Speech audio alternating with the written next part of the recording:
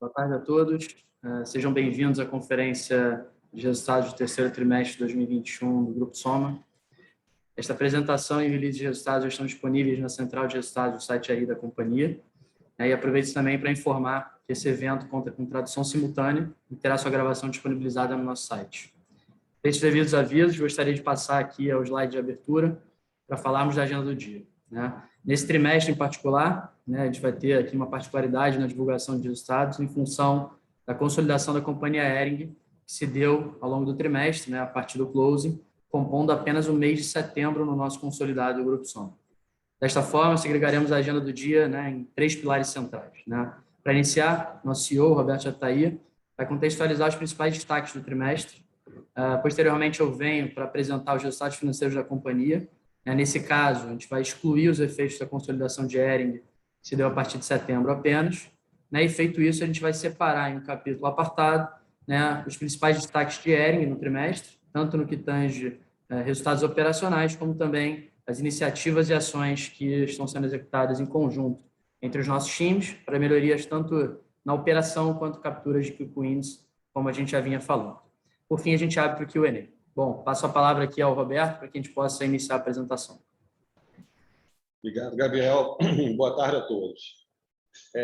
A companhia, no terceiro trimestre de 2021, ex-Hering, entregou um resultado bastante positivo, em linha com os trimestres anteriores, basicamente ancorado na força das nossas marcas, no desejo das nossas marcas e na estratégia internacional da Farm. O crescimento foi de 105%, se comparado ao mesmo TRI de 20 e 71% se comparado ao terceiro TRI de 19.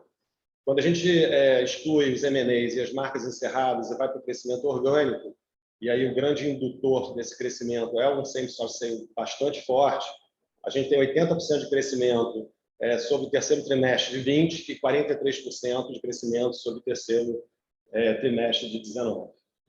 Dando um cheiro aqui um pouco mais de curto prazo, a gente olha o outubro já vindo, o último trimestre, que é um pouco do que a gente acredita, vindo aí no mesmo pace de crescimento se comparado tanto a 2020 quanto a 2019. Aqui no outubro, a gente teve 46% de crescimento sobre 2020 e 58% de crescimento sobre o 2019. E quando a gente fala um pouquinho, tentando entender um pouquinho o que vai ser o primeiro trimestre do ano que vem, a gente traz aqui também uma nova referência positiva, que é as vendas de atacado, showroom de inverno 22, que se comparado ao showroom de inverno 21 cresce 34%, e se comparado ao showroom de inverno 20 cresce 50%. Quando a gente busca dados parecidos na operação da Farm Internacional, a coleção Resort 22 cresce 287% sobre a Resort 21, e 142% quando a gente fala da coleção de Spring 22, se comparada à Spring 21. Esses resultados, basicamente, vêm ancorados por algumas marcas principais do grupo. A gente começa a falar um pouco aqui da Farm, que tem um crescimento de 38% comparativamente ao terceiro trimestre de 2019.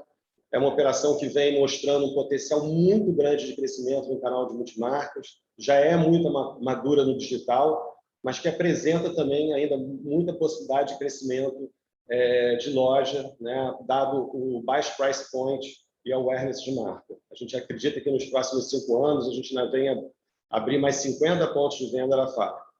Quando a gente vai para a Farm Global, ela tem um crescimento de 555% versus o terceiro trimestre de 2019, apresenta um same-store sale de 553%, basicamente aí é o digital, junto com as lojas próprias. A gente está entrando no mercado europeu, a expectativa é que a entrada no mercado europeu nos dê um pouco mais de visibilidade do tamanho que essa operação pode tomar. Sempre a gente é muito perguntado até onde a operação da Farm, qual o tamanho, muito difícil da gente dimensionar isso, mas eu acho que essa entrada no mercado europeu ela dará para a gente um pouco mais de sinalização do tamanho dessa operação. Falando um pouquinho da NV, a NV atinge 10 lojas, ainda muitos pontos de venda a serem abertos. Nos próximos 5 anos, a gente pretende abrir mais 25 lojas.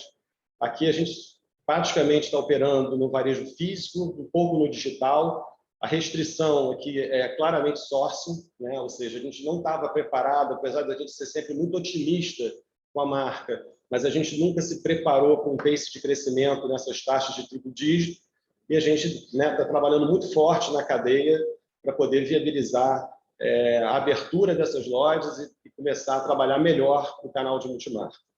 Olhando um pouco para a Animalia, a gente tem aqui, continuando capturando um pouco do trabalho feito, começou a ser feito em 2019, 12% de same-store sales se comparado ao terceiro trimestre de 2019, 11% de crescimento base ativa, né, dando um direcional bastante positivo para o ano que vem. Acho que é importante dizer que a gente tem uma nova diretora de marca, a Isabel Pioli, uma pessoa super experiente de mercado. Enfim, a gente está com uma expectativa bem positiva para os próximos anos da marca. Falando da Foxconn, né, acho que aqui tem um ponto importante. A Foxconn abriu algumas marcas em outros estados, apresentou um crescimento de 138% versus o terceiro trimestre de 2019. Acho, mas o grande número aqui, e o grande sinalizador de força de marca é os 75% de same-store sale, se comparado ao terceiro trimestre de 2019. É um número bastante robusto que mostra que a marca vem se fortalecendo no cenário nacional ao longo do tempo. E, por último, a Fábula, que também apresenta um crescimento bastante robusto, de 33% versus o terceiro trimestre de 2019, 66% de same-store sale, um play clássico, né, que a gente tem feito. Acho que a gente achou aqui o caminho de crescimento da Fábula, quando a gente abre as pop-ups, vem crescendo nas multimarcas, vem gerando awareness de marca em outros estados, capturando isso não só no canal de multimarca, como também no canal digital. Vou passar aqui de volta para o Gabriel, passar pelos resultados financeiros, e depois eu volto para falar um pouco de Hering. Obrigado. Bom, obrigado, Roberto. Entrando aqui no detalhe, né, dos resultados financeiros da companhia, né, acho que é importante primeiro destacar que a gente vai trazer de maneira segregada os resultados do Grupo Soma sem a Hering, né, e num capítulo apartado de resultados de Hering, né. Acho que como highlights, né, a gente teve mais uma vez um trimestre de forte crescimento, a entrega de resultados recorde na companhia, né, atingimos no trimestre um faturamento bruto de 667,2 milhões de reais, né, mais do que dobrando a receita bruta do terceiro trimestre de 2020, e principalmente, né, crescendo 71% com o terceiro trimestre de 2019, né, um período aqui onde a gente não tinha pandemia, né. O destaque principal é o crescimento orgânico, né, excluindo o efeito dos M&As e das marcas encerradas, onde a gente entrega um crescimento de 80%, como o Roberto comentou, versus o terceiro trimestre de 2020, e 43% contra o terceiro de 2019. Né.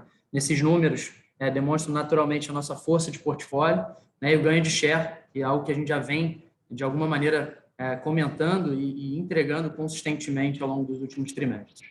Same-store sales foi mais um destaque do trimestre, superando a casa aqui dos 50%, tanto contra 2019, né, o terceiro trimestre de 2019, quanto a 2020.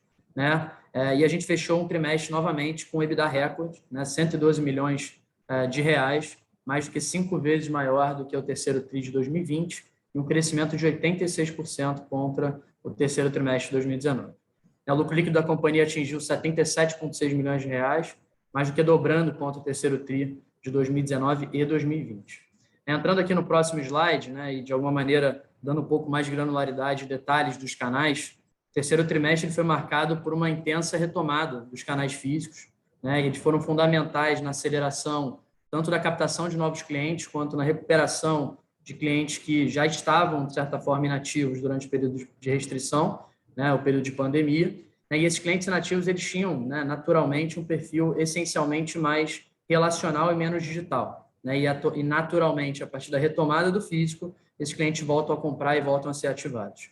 Né, como pode ser visto aqui no gráfico da esquerda, a nossa base ativa ela atingiu organicamente 1,3 milhões de clientes, né, isso aqui sem Hering, um crescimento de 20% contra o terceiro trimestre de 2020 e mais do que 8% se comparado ao trimestre anterior, né, o segundo trimestre desse ano. Então, a gente vem num pace bastante acelerado de crescimento também na base ativa total. É importante ressaltar que essa base ativa de clientes do físico, né, ela se alavanca, né, e é diretamente impactada pela nossa jornada digital. Então, uma coisa está diretamente interligada com a outra.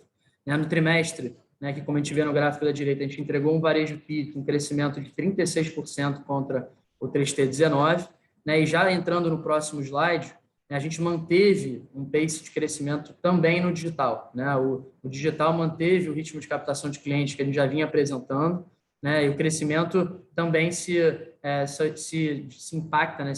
É visto diretamente dentro da performance de crescimento na receita captada.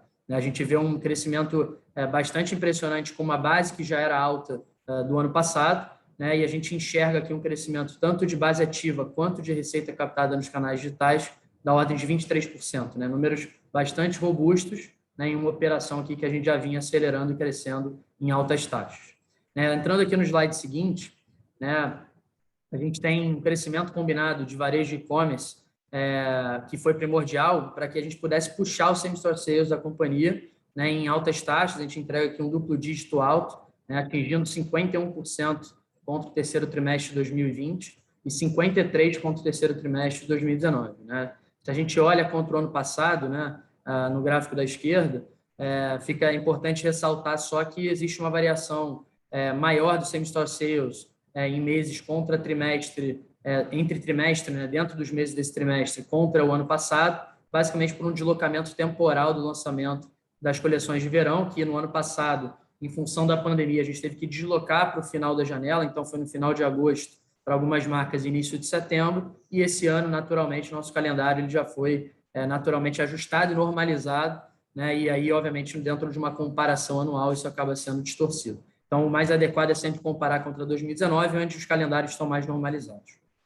No canal de atacado, né, entrando aqui já no próximo slide, né, as vendas seguiram um forte crescimento, né, uma receita que atingiu 175,5 milhões de reais, né, um crescimento de 46% contra o terceiro trimestre de 2019, refletindo aqui o sucesso das coleções de verão, tanto no Brasil, né, e fall nos Estados Unidos, né? Os números eles não são exatamente comparáveis com o ano passado, né, dado que ano passado, devido à pandemia e às restrições impostas, a gente teve um diferimento importante das entregas do terceiro trimestre para o quarto trimestre, né? A gente teve uma concentração maior do mix de atacado dentro do quarto tri. Essa performance ela demonstra, enfim, novamente, né, esse ganho de share of wallet que a gente vem tendo dentro das multimarcas, tanto no Brasil quanto lá fora, né, e tende a se manter, como o Roberto comentou, para trimestre futuro. A gente já executou as vendas, né, de inverno aqui no Brasil e Spring lá nos Estados Unidos, Resort e Spring, que são as duas coleções que a gente coloca nos Estados Unidos, e ambas coleções entregando aqui altas taxas para o início de 2022. Entrando no slide seguinte, né, e falando aqui do lucro bruto, a gente teve novamente uma expansão de margem, um ponto importante para a companhia no nível da rentabilidade. A gente manteve os níveis e patamares de giro a preço cheio em altos patamares e apresentamos um crescimento de 71% no lucro bruto nominal, se a gente compara com o terceiro trimestre de 2019. Né? Como resultado, isso aqui vem de estoques mais saudáveis, né? A gente fez uma limpeza importante de off no ano passado, a gente está com estoques off super controlados, né? E também, obviamente, ponto principal, uma rentabilidade maior dentro do canal digital, né? A gente vem ampliando o markup de saída dentro do digital.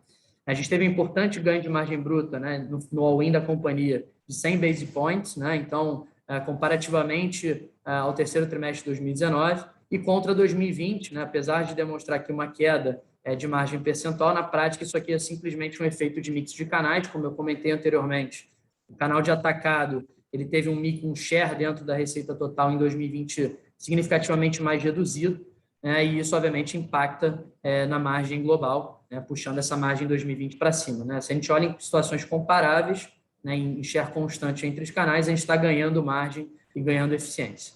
Passando aqui ao slide seguinte, já encaminhando em tese, né, aqui para as últimas linhas do bottom line da companhia, a gente fechou o trimestre com EBITDA ajustado, né, recorde novamente, 112,8 milhões de reais, né, um crescimento expressivo de 516% versus 3T20 e 86% contra o terceiro trimestre de 2019.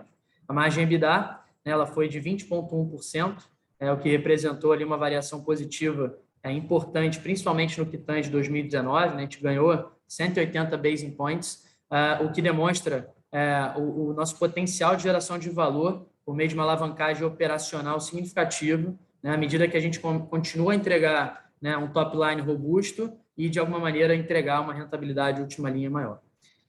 O mesmo direcional positivo aqui no gráfico à direita também se manteve no lucro líquido. O Grupo Soma entregou um lucro líquido ajustado de 77,6 milhões de reais no trimestre, né, um crescimento de 256% contra o ano passado, mesmo período do ano passado, e 93% contra o terceiro trimestre de 2019.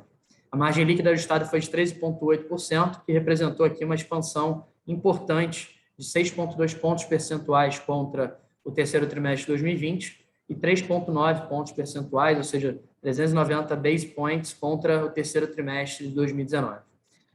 Passando aqui ao próximo slide, né, e já encerrando aqui a minha parte da apresentação, gostaria de falar um pouquinho dos resultados consolidados da companhia com a Hering, né? A Hering contribuiu no consolidado do grupo apenas com o mês de setembro, né? Então, que foi exatamente o mês do closing.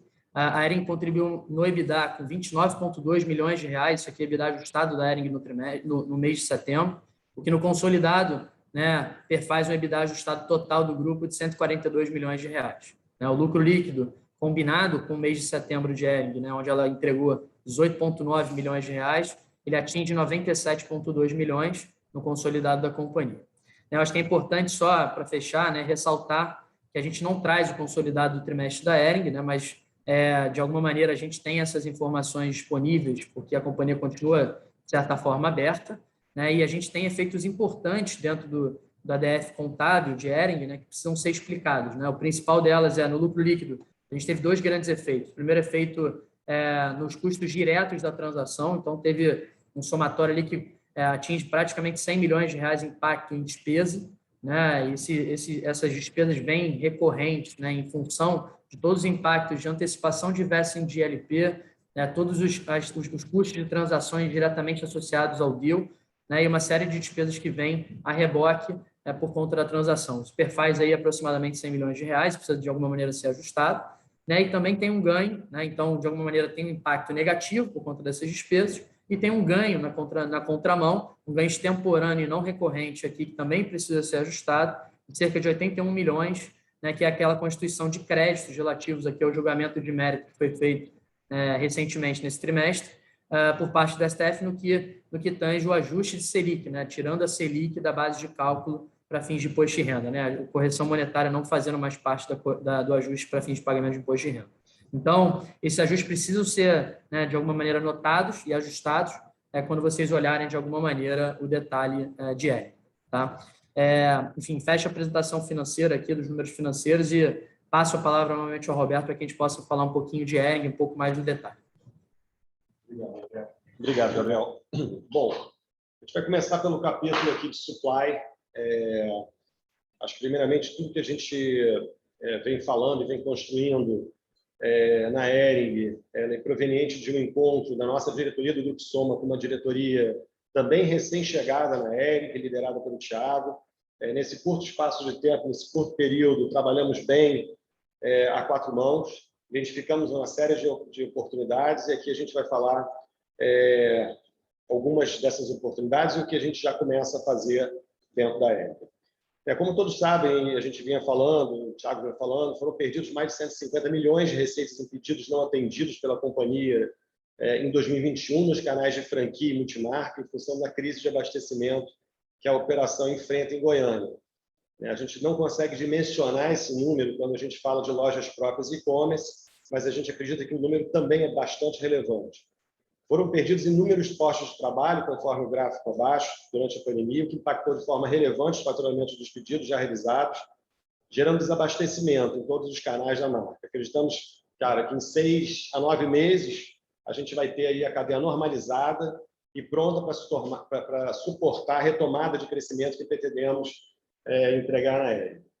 Em função disso, né, todas as collabs que tinham a parte criativa, né, collabs de Farm com Hering, collabs de Cris Barros com Hering, assim como do Fábula, a parte criativa estava toda pronta, mas a gente tomou uma decisão de esperar para o segundo semestre de 2022, quando a gente espera ter a cadeia completamente normalizada.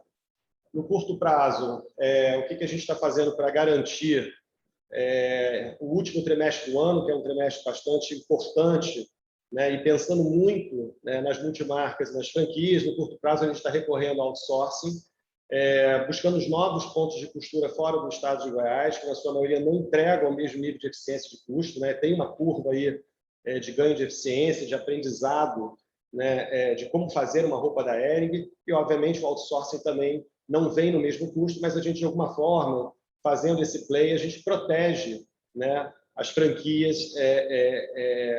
e as multimarcas, que é efetivamente a nossa visão de Hering, né, olhar sempre muito mais o sell-out do que o sell-in. Um outro ponto importante é a nossa visão de operar a malharia da Hering, a tecelagem da Hering, como se fosse um fornecedor terceirizado. A gente vai trabalhar de forma contínua, sem picos e vales de produção, em linha com a demanda prevista para o exercício. Então, o que a gente vai acontecer? A gente sabemos aqui que os níveis de estoque de malhas, as bases de malha da Hering, eles vão oscilar durante o ano, mas teremos sempre as bases disponíveis para reagir rápido à demanda. Hoje, a tecelagem da Hering faz parte do PCP e se confunde com a confecção, gerando um aumento de lead time, assim como também uma enorme complexidade para operar uma cadeia puxada. Vamos falar agora um pouquinho de sortimento. Foi identificada uma concentração muito grande da receita em alguns itens da coleção. Tal comportamento já era esperado e nos dá a certeza de que a Hering precisa ajustar suas coleções, em especial no feminino e no kids. No feminino e no kids, diminuindo a enorme cauda longa existente hoje. Isso, sob nossa ótica, comprova que grande parte do mix oferecido hoje pela Hering só destrói valor e não precisaria existir, assim como abre espaço para adicionarmos os produtos de mais desejo e mais alinhado com o que acreditamos para o futuro da Hering. Existe uma parcela importante das franquias da Hering hoje que ocupa uma parte preciosa da sua área de exposição com produtos de coleções antigas e remarcadas, prejudicando bastante o VM das lojas e destruindo o valor de marca.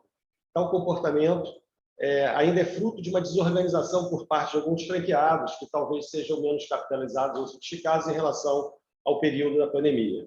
A ideia é criar uma política comercial onde a gente vai ajudar essas franquias a escoar esses saldos, abrindo espaço para novos pedidos, com um bom potencial de giro, melhorando o sell-out e a preço cheio e, por consequência, os economics da operação. Vou passar agora a falar um pouquinho de produto. Acreditamos no maior investimento em áreas criativas da marca, trazendo mais desejo, complementando assim o mix dos atuais Heroes com produtos em especial de feminino e intimates mais contemporâneos. Óbvio, né? Sempre respeitando o price point atual da marca, mas a gente não vai medir esforços para transformar a Hering numa referência em marca nas suas áreas criativas. A gente está implementando também ferramentas de predição de vendas, assim como algoritmos que recomendam profundidade de grade, tamanho de pulmão de estoque e melhor distribuição. Também vamos revisitar toda a parte de modelagem e graduação de produtos, a Hering buscando uma padronização de tamanhos, que é fundamental para o canal digital e, óbvio, uma melhor vestibilidade das coleções como um todo. Vou passar aqui para o capítulo de inteligência na cadeia. Estamos desenhando um modelo centralizado de estoque, né, visando o não faturamento imediato da totalidade dos pedidos das franquias, lojas próprias e e-commerce. A ideia é agregar esses produtos, deixá-los disponíveis para que todos os canais consigam acessá-los, buscando uma otimização do sistema Hering como um todo. Essa pode ser uma maneira mais ágil e intermediária de mudar o modelo de franquia, mas que também endereça o problema do conflito de canal. Estamos reforçando a área comercial, a área toda de planejamento comercial da Hering, implementando todas as ferramentas de controle de produção, buscando priorização na cadeia e migração para o modelo push and pull. Estamos atuando nas rupturas dos produtos Heroes. A ruptura da Hering hoje chega a 20%, inclusive nessa classe de produto. Tal comportamento pode ser decorrente da desorganização da cadeia produtiva da Hering durante o período da pandemia.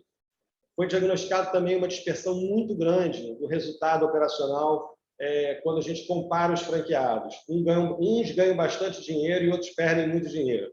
Testamos sobre vários parâmetros o que diferenciava uma franquia da outra.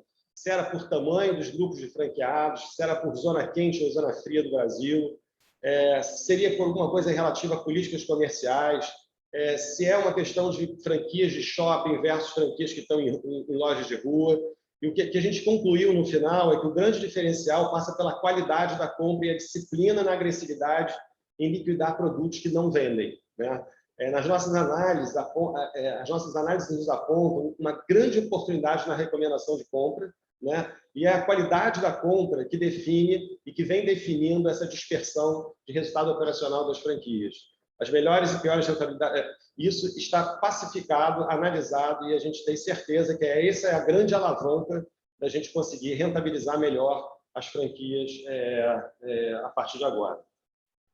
Falando um pouquinho de tecnologia, na parte de tecnologia, a gente está migrando para a VTEX, onde a gente tem todas as APIs já maturadas, que viabilizam toda a nossa omnicanalidade e eficiência digital. Então, a gente já está fazendo essa migração. A gente já está implantando o nosso PLM, nosso MRP e outras ferramentas de controle de produção que viabilizam a priorização dos itens na cadeia, melhorando o lead time de reposição dos fast movers, né? Então, a gente fecha aqui o capítulo de tecnologia, vamos para o digital.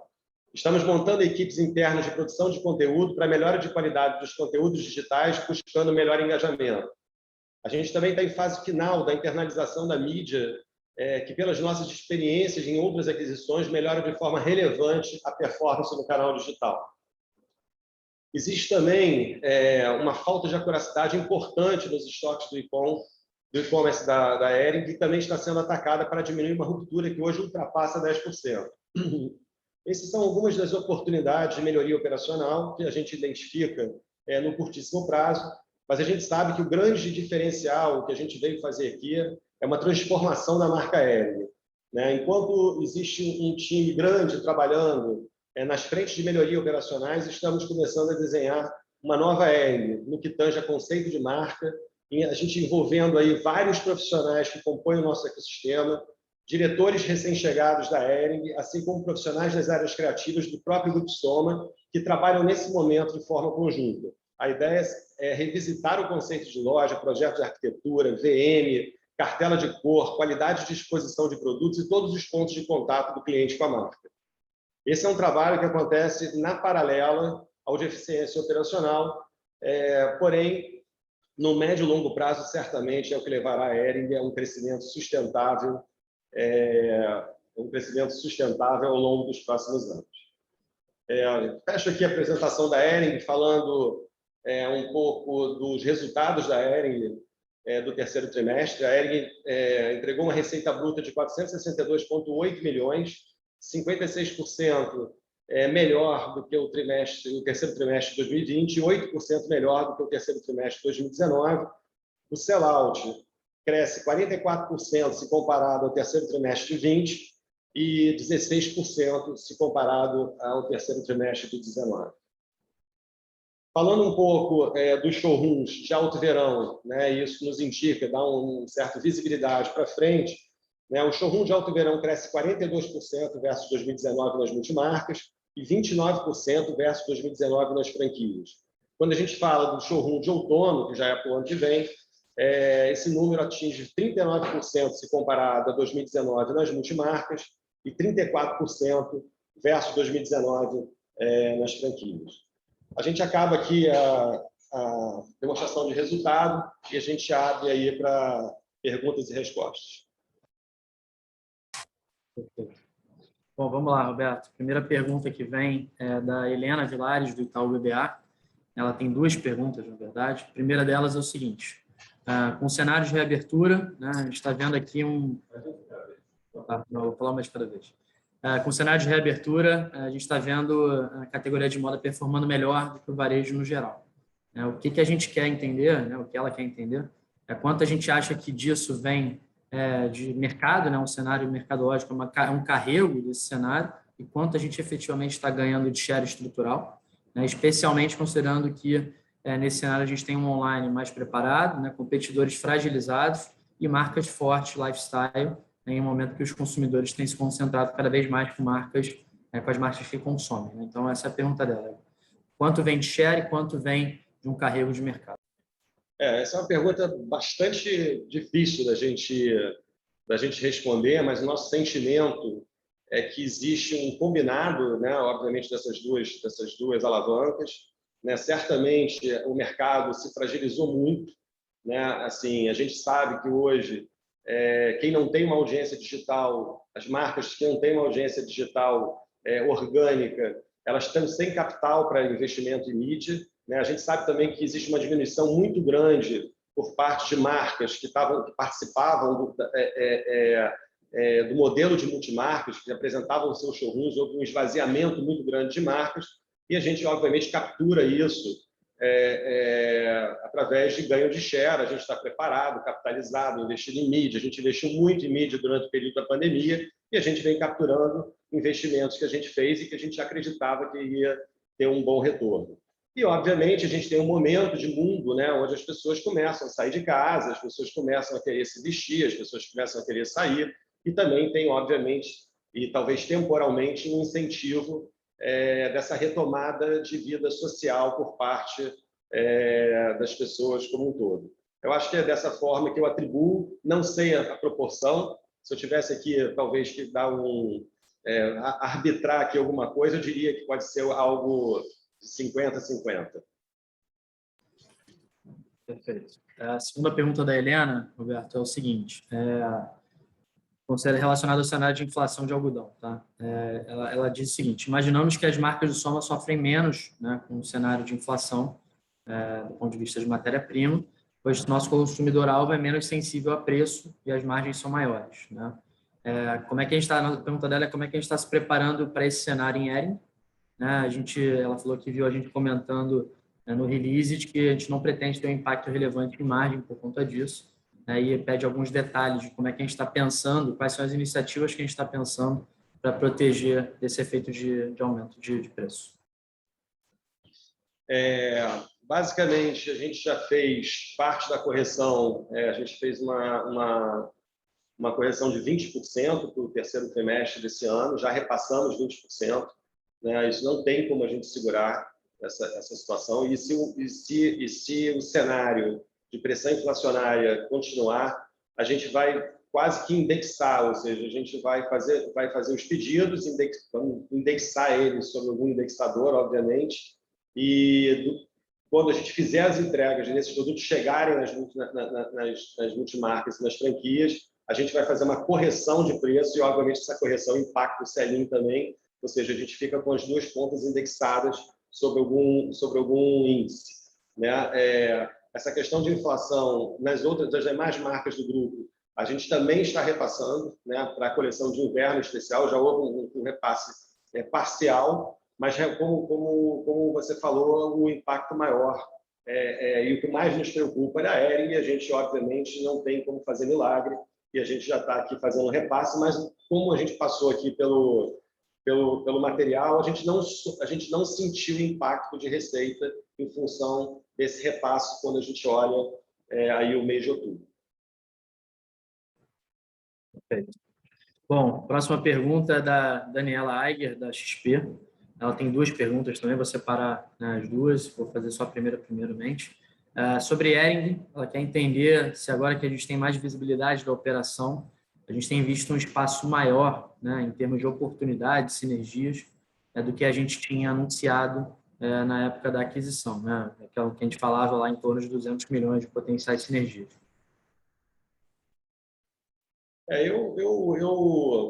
Essa questão da sinergia, bom, a oportunidade a gente vê, acho que surpreende, o que mais surpreende hoje na Hering, né, com toda essa problemática que a Hering teve na cadeia, né, que é uma coisa estrutural, né, que já começa e foi potencializada pelo lockdown em Goiânia, ainda assim, em Goiás, ainda assim a gente tem uma marca resiliente e que entrega resultados positivos em relação ao terceiro trimestre. Então, assim, a resiliência da Hering é algo impressionante enquanto marca, né? Em relação à oportunidade, né, a gente aumentaram as alavancas quando a gente viu que a gente tinha muitas oportunidades quando a gente falava em termos de inteligência de cadeia, estoque centralizado, enfim, uma série de aplicações que a gente faz hoje nas marcas do Grupo Soma e que a gente achava que não eram aplicáveis à Hering e que hoje a gente começa efetivamente a ver que é possível implementar esses modelos dentro da Hering. Eu acho que as oportunidades elas aumentaram, mas, de novo, não por uma questão de sinergia de custo, né, e sim por uma questão de ganho de receita. existe um encantamento nesse projeto da Hering por parte de todas as equipes criativas do Grupo Soma, todo mundo querendo participar de alguma forma, e a gente está super otimista, super confortável com o deal que a gente fez. Perfeito. Bom, segunda pergunta da Dani sobre o ponto de crescimento da NV. Ela entendeu que tem um espaço ainda maior, mas que há uma limitação de sourcing. Quando é que a gente espera endereçar isso, né? Se é que existe de fato, acho que é importante explicar. E também acho que ela fala que ela viu a Nath falando de uma potencial entrada em novos segmentos em um segundo momento. Se isso está sendo discutido ou avaliado por nós. A questão do sourcing na NV é uma questão que, quando a gente fez o deal com a NV, né, a gente realmente não esperava. A gente sabia que a gente estava trazendo e nos associando aqui a uma marca extremamente potente, mas a gente não esperava crescimentos em triplo dígitos recorrentes, né? Então, assim, a questão do crescimento da NV, ela não tem um limitador. Ela tem uma questão temporal. A gente precisa mais 6, 7 meses para aumentar efetivamente o sourcing, né, a possibilidade de fabricação. A gente não pode esquecer, né, que a gente tem uma cadeia e a gente tem um compromisso muito grande com uma cadeia sustentável. E, enfim, o que pode acontecer que a NV poderia estar crescendo a taxa de 200%, ela está crescendo a 100%. Né? Existe talvez uma desaceleração do potencial de crescimento da NV. Mas, obviamente, é uma questão temporal. Enfim, acho que, no máximo, em um ano, a gente já está com toda a capacidade produtiva e entregando full potential da operação, no que tange a sourcing, entrando nos canais de multimarca, onde existe uma demanda reprimida absurda, incrível, mas que a gente, obviamente, não atende, a gente prefere atender o varejo físico e o digital. Quanto às novas linhas da Nath, dentro de um critério, né, e dentro de uma cultura de independência, não temos maiores informações sobre isso, deve ser algo que ela está pensando efetivamente em construir e deve estar em contato, obviamente, com a nossa área de supply para construir essas novas linhas de produto. São 14 marcas dentro do portfólio, eu não tenho detalhes de cada especificidade, de cada ideia, de cada movimento, ainda que pequeno, né? Enfim, que as marcas fazem e querem fazer. E esse é exatamente o modelo do nosso negócio. Não tenho a menor dúvida que, se a Nath está fazendo novas linhas de produto, ela está em contato com toda a nossa área de fornecimento, construindo isso a 4 mãos com a gente. Perfeito. Eu acho que só para fechar essa pergunta, acho que na parte do sourcing, acho que o Roberto endereçou mais o médio e longo prazo. O curto prazo, que é o ano de 2022, ele está 100% coberto, a gente está com o sourcing estabelecido. O que a gente tem, obviamente, de ponto de atenção, que a gente pode dizer, é olhar o futuro, né, dado que a gente espera um crescimento aqui em altas taxas também para os próximos anos. Mas eu acho que o ano de 2022 ele está 100% coberto do ponto de vista de supply em termos de sourcing. Tá? Indo para a próxima pergunta, acho que a gente tem uma pergunta do JP Morgan, da Estela, do Joseph. São 2 perguntas também. A primeira pergunta é como é que a gente está vendo oportunidades na Ásia de expandir Farm Global.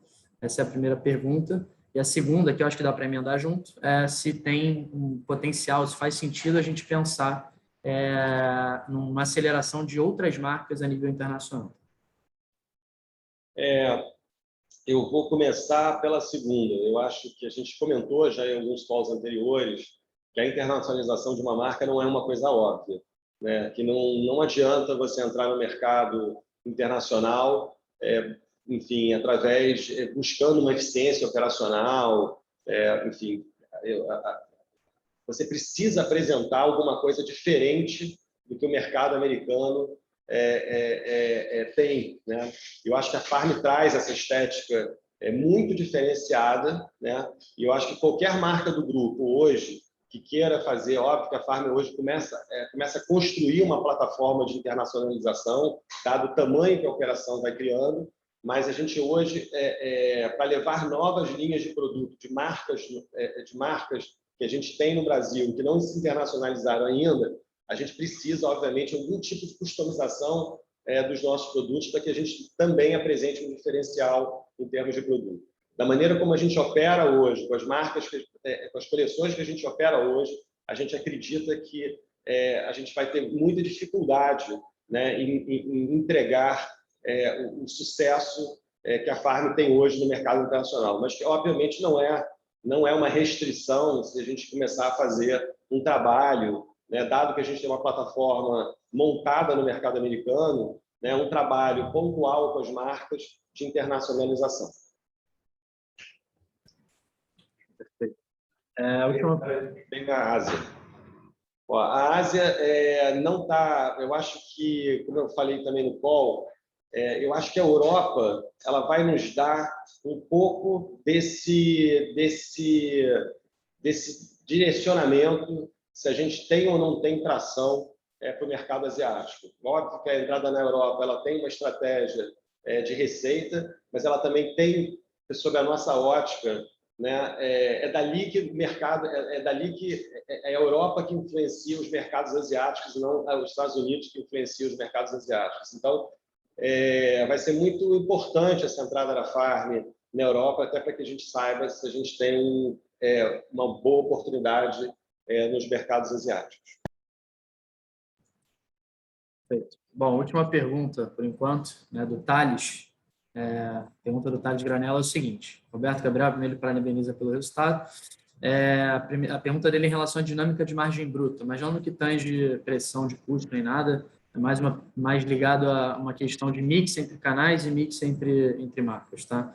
O Thales diz o seguinte, ele entende que o canal de multimarca ele vai apresentar um crescimento mais acelerado diante da força das nossas marcas e de uma concorrência muito fragilizada, né, e entendendo essa dinâmica, como é que isso impacta o mix de canais, e a segunda, né, dentro da reboque, como é que a gente enxerga uma maior participação de marcas que, em tese, entregam uma rentabilidade alta, como é o caso de NV, Farm Global e a própria recuperação da Animale, que acaba puxando um pouco o markup para cima. Né? Então, a dinâmica dele é como é que a gente entende essa dinâmica de curto e médio prazo a nível da margem bruta, considerando esses efeitos de mix de canal e mix de marca. Eu particularmente acho que é muito difícil a gente dimensionar o que vai acontecer com a margem de qualquer operação de varejo daqui para frente, né? Porque, independente da questão do mix de canal, você tem operações, por exemplo, como a NV, que é uma operação mais de varejo e tem uma margem maior, você tem operações, no caso da Fábula, que tem um play importante em multimarca. É difícil a gente entender para onde vai crescer os mercados temporalmente, porque a gente entende que a gente, em 2022, deve ter a multimarca muito, muito forte nesse mercado. Mas eu acho que assim, o que a gente vem pensando aqui, tentando buscar adivinhar o futuro, né, é exatamente a questão da sobreposição do canal digital sobre o canal físico. A percepção que a gente tem, a análise que a gente tem, é que existe uma interseção na faixa de 60% entre o canal digital e o canal físico. Óbvio que esse número, assim, não existe nenhuma fórmula estruturada, é um sentimento, é uma percepção, né? E esses 40% que vêm adicionais, eles vêm por ad cost e eles geram um valor incremental no EBITDA quando você pega pelo viés nominal, né? Ou seja, então o jogo do Grupo Soma vai ser um jogo de margem alta ou um jogo de nominalmente de EBITDA alto, né? Ou seja, a percepção é que a gente vai ter, exatamente pela capacidade que a gente tem de investimento em mídia e pela sofisticação que a gente vai ter incrementos de receita, mas esses incrementos de receita eles vêm com uma duplicação, né? Dado que existe uma interseção de 60%, eles vêm com uma certa duplicação de custo entre o custo de ocupação e o ad cost. Isso tudo é futurologia, né? A gente tentar adivinhar um pouco o futuro, mas a percepção que a gente tem é que a mídia cria o consumo, ela cria o desejo, ela aumenta o tamanho do mercado. E por que não capturar esse aumento do mercado? Mas isso é uma conversa que ainda está muito embrionária dentro do Grupo Soma, muito embrionária com as áreas digitais e de marketing, né? Mas a gente está acompanhando de perto, enfim, esse novo comportamento. Maravilha. Acho que a gente encerra por aqui o Q&A. Enfim, agradeço a participação de todo mundo e passo a palavra final, Roberto, aqui para que a gente possa fechar o fórum. Obrigado, gente. Então, obrigado a todos, obrigado pelas perguntas. Certamente aqui deixo o recado que a gente vem trabalhando com muita seriedade, né, em cima dos ativos do Grupo Soma, né. Aqui a gente tem vários vetores de crescimento, né. Enfim, a gente está altamente focado nos ativos atuais e com uma expectativa, né, relativamente positiva para os primeiros trimestres, ou talvez para o primeiro trimestre de 2022, e uma falta de visibilidade muito grande do que será os últimos 3 trimestres de 2022. Mas a gente está preparado, a empresa está capitalizada e tem sofisticação suficiente para passar aí por mais um período de dificuldade macroeconômica, se a gente assim vier a experimentar essas dificuldades. Então, era isso que eu queria dizer. Muito obrigado e vamos até o próximo trimestre. Obrigado, gente. Boa tarde.